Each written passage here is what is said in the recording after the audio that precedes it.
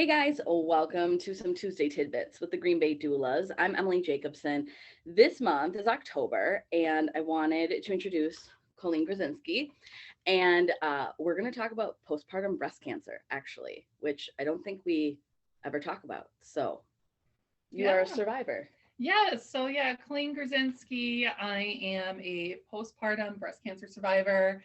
Also, Emily, you're a friend. You were my doula. You were there through my entire breast cancer journey.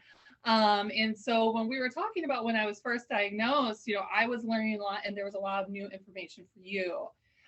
Especially postpartum and breast cancer aren't two things that you always hear together.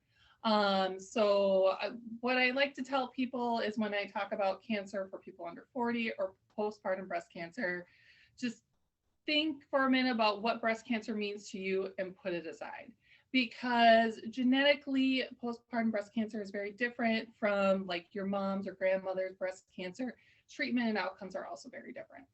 And so whatever you know about breast cancer, just put it aside and just open your ears to some new information.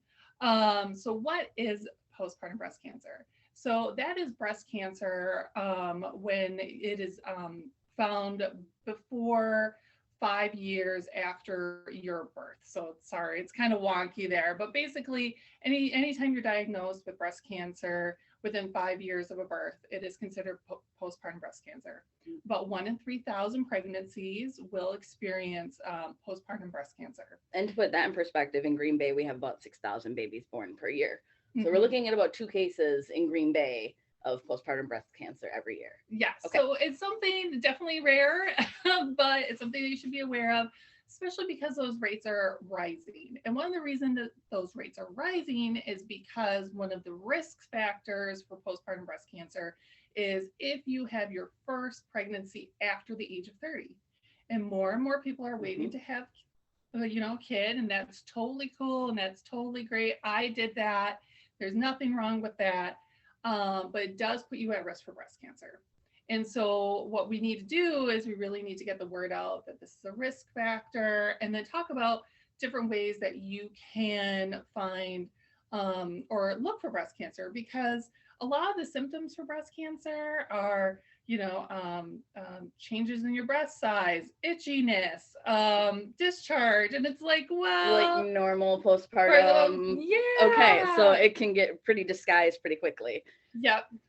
So one of the things, I'm really involved with the Young Survival Coalition. We just launched a new website called titcheck.org. It's in partnership. .org. .org. Not com. Don't go there. And it's in partnership with Lizzo. And what's great about it is it really provides custom information for your stage of life. So are you trying to get pregnant? Are you currently pregnant? Are you breastfeeding? Are you postpartum? What to look for in your breasts at your stage of life, and symptoms that make sense for where you are in your life. Perfect. I love that. Well, we have a lot more to say, so join us for part 2. See you soon.